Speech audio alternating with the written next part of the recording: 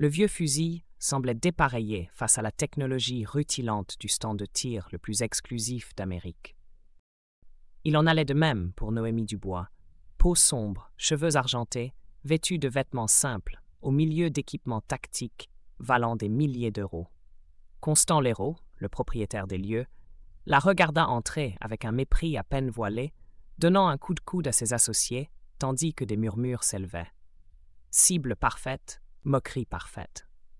Quand ils lui tendirent l'arme sabotée et que les caméras s'élevèrent pour capturer son échec, personne ne remarqua comment ses mains se mouvaient avec une précision rodée, ni comment ses yeux évaluaient chaque détail avec un calcul militaire froid. Il ne pouvait pas deviner ce que les dossiers classifiés avaient enterré il y a 15 ans. Que cette femme tranquille avait éliminé plus de cibles de haute valeur que n'importe quel tireur d'élite de l'histoire avant que le gouvernement n'efface son existence. « Mamie avec un flingue », murmura quelqu'un. Mais Murmure l'entendit clairement. Après des années de silence, il était enfin temps de montrer à ces gens ce qui arrive quand on se moque d'un fantôme. Le soleil de fin d'après-midi projetait de longues ombres sur le parking du domaine précis. Le stand de tir le plus chic de France, situé non loin de Lyon. Une modeste Toyota Corolla bleue, délavée, se gara entre des Porsche, des Range Rover et des Tesla étincelantes. Au volant, Noémie Dubois inspira profondément et réajusta son chemisier de coton. À 62 ans, ses cheveux étaient striés d'argent, son visage creusé par une sagesse silencieuse. Ses mains restaient étonnamment stables malgré les ans. « Tu es sûre de toi, tante Noémie ?» demanda Léa, sa nièce, une journaliste pétillante d'une vingtaine d'années, avide de justice. « Ces gens peuvent être vraiment cruels. » Noémie lui offrit un sourire doux. « Je suis juste là pour soutenir ton article, ma chérie. Ne t'inquiète pas pour moi. » En approchant du bâtiment ultramoderne, tout de verre et d'acier, les conversations s'interrompirent un instant avant de reprendre, ponctuées de regards furtifs. À l'intérieur, l'air sentait l'huile d'armes, le cuir et des parfums coûteux. Des vitrines exhibaient des armes sur mesure, coûtant plus cher que la maison de Noémie. L'adhésion à ce club commençait à 50 000 € l'année. Mais Léa avait obtenu des laissez-passer pour visiteurs grâce à ses contacts. « Tiens, tiens, regarde donc ce que le vent a ramené », tonna une voix dans le salon principal. Constant Léraud, ancien des commandos marins et PDG d'Apex Défense, s'avança vers elle. Son costume sur mesure peinait à contenir son torse puissant, et son sourire n'atteignait pas ses yeux d'un bleu glacial. À 45 ans, il était l'enfant chéri du complexe militaro-industriel français, avec des contrats d'État à hauteur de milliards et une réputation d'impitoyable dissimulée sous le patriotisme. « Vous devez être la journaliste, » dit-il à Léa, ignorant presque Noémie. « Une accompagnatrice imprévue ?» ajouta-t-il en désignant Noémie du menton. Léa se redressa. « Ma tante est passionnée. Je me suis dit qu'elle apprécierait de découvrir votre stand pendant que je travaille sur mon article sur l'accessibilité dans les loisirs d'élite. » Un sourcil de Constante se haussa. « Passionnée, vraiment ?» Son regard glissa jusqu'à l'étui de cuir usé que portait Noémie. « C'est quoi cette antiquité, madame ?»« Une pièce de famille, » dit Noémie simplement. Un cercle d'observateurs s'était déjà formé. Industriels de la tech, généraux à la retraite, prédateurs de la finance, toute l'élite du pouvoir français attendant un divertissement. « Un Winchester modèle 70, » dit calmement Noémie, fabriqué en 1952. Un ricanement parcourut le groupe. « Hé, Constant, tu crois qu'elle sait de quel côté sort la balle ?» lança un homme au visage rougeau, couvert d'un gilet tactique dernier cri. Constant élargit son sourire. « Madame, nous avons ici des systèmes très avancés. Cible mobile thermique, simulateur de vent, tout le tralala. Vous seriez peut-être plus à l'aise depuis la galerie d'observation. » Le visage de Noémie resta neutre. « J'aimerais essayer, si cela ne vous dérange pas. »« Qui a donné un fusil à mamie ?» lança quelqu'un assez fort pour être entendu. Le visage de Léa s'empourpra, mais Noémie posa une main apaisante sur son bras. Son calme déroutait visiblement Constant bien plus qu'une réplique cinglante. « Comme vous voudrez. » Constant haussa les épaules. « On organise justement un petit concours aujourd'hui. Allons donc au pas de tir premium. » Le groupe franchit des portes de sécurité, pour déboucher sur un stand couvert gigantesque, du jamais vu pour des civils. Des écrans numériques affichaient des distances réglables jusqu'à 900 mètres. Des bras robotisés déplaçaient les cibles de façon imprévisible. Les tireurs portaient des lunettes de réalité augmentée affichant les conditions du vent et autres données environnementales. Un à un, les membres de l'élite prirent leur tour.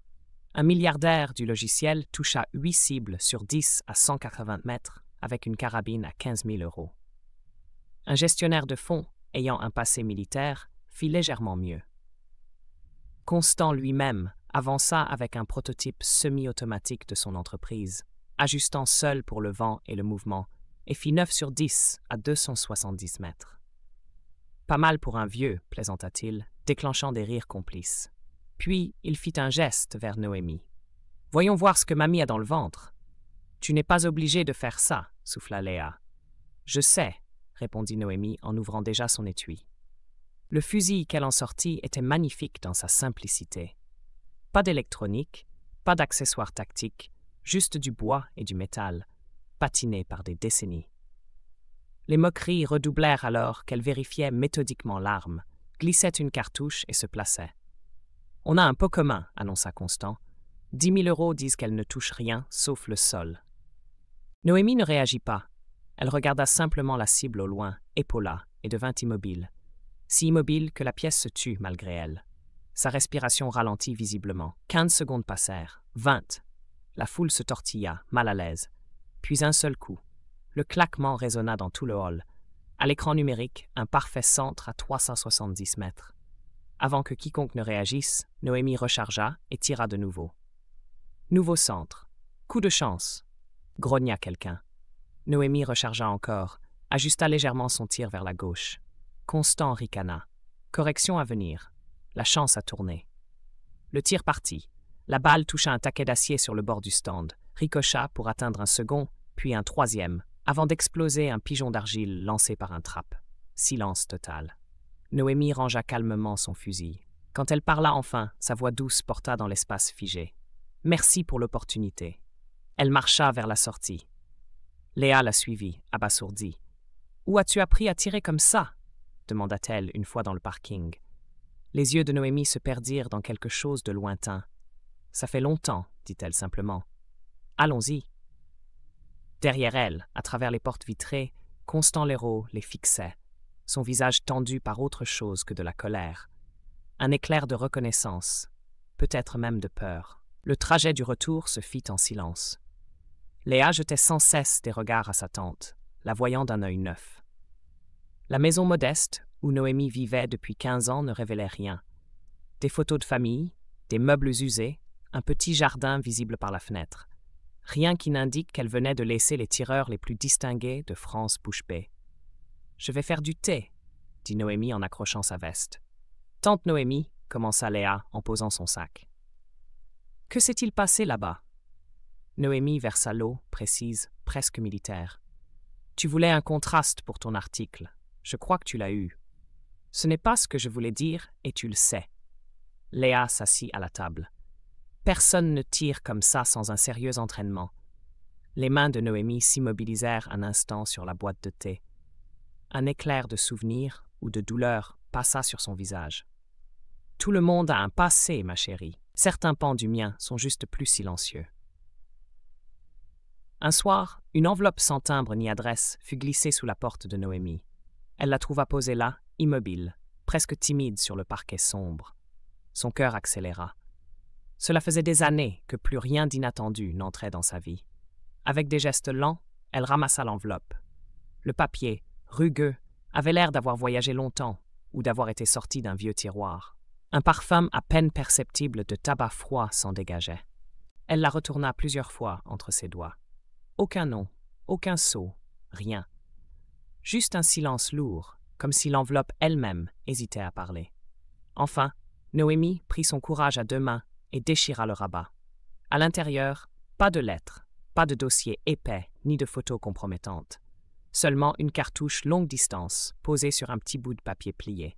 Le métal luisait faiblement sous la lumière vacillante de l'ampoule du couloir. Noémie tendit la main, effleurant la balle comme on caresse un animal dangereux. Puis, Elle déplia le papier. Un seul message, écrit d'une écriture nerveuse, presque pressée. Tu n'es pas la seule qu'ils ont effacée. Ses mains tremblèrent légèrement. Elle s'assit sur la marche du petit escalier intérieur, la balle posée dans la paume ouverte. Ses pensées tournaient en spirale, ramenant des visages oubliés, des voix étouffées, des souvenirs qu'elle avait appris à enterrer profondément pour survivre. Le goût amer du passé remonta dans sa gorge. Soudain, un craquement de bois la fit sursauter. Dans l'encadrement de la porte du salon, Léa la regardait, ses cheveux blonds tombant en désordre sur ses épaules, son visage marqué d'inquiétude. « Qui c'est » demanda-t-elle, la voix légèrement éraillée. Noémie leva les yeux vers elle, le regard durci par quelque chose de lointain. « Quelqu'un du passé » répondit-elle d'un ton qui n'invitait pas à plus de questions. Mais Léa fronça les sourcils, pas décidée à se laisser repousser. « Quelqu'un qui sait quoi? Ce qui arrive? Ce qui t'est arrivé ?» insista-t-elle, ses doigts crispés sur le chambranle. Noémie soupira. Elle ferma la main sur la cartouche, la glissa lentement dans la poche intérieure de sa veste, comme pour la protéger, ou peut-être pour la tenir prête. « La guerre !» dit-elle simplement après un silence si long que Léa crut qu'elle n'aurait jamais de réponse. D'un genre très particulier. Elle se leva, contourna Léa sans un mot de plus, et alla ouvrir la porte d'entrée. La nuit s'étendait devant elle, profonde, piquetée de quelques réverbères timides qui semblaient lutter contre l'obscurité plutôt que l'éclairer. Noémie respira longuement cet air froid. Ses poumons se souvenaient eux aussi. Ses muscles se souvenaient. Son cœur battait déjà comme avant, dans un rythme d'alerte. « Ils ont passé 20 ans à faire semblant que je n'existe pas », murmura-t-elle presque pour elle-même, mais Léa l'entendit. Noémie tourna la tête, un sourire à peine perceptible, fragile comme la glace sur un étang. Maintenant, ils vont se rappeler pourquoi. Elle referma la porte avec douceur, laissant la nuit s'installer tout contre la maison, comme un animal en embuscade. Et c'était seulement le commencement.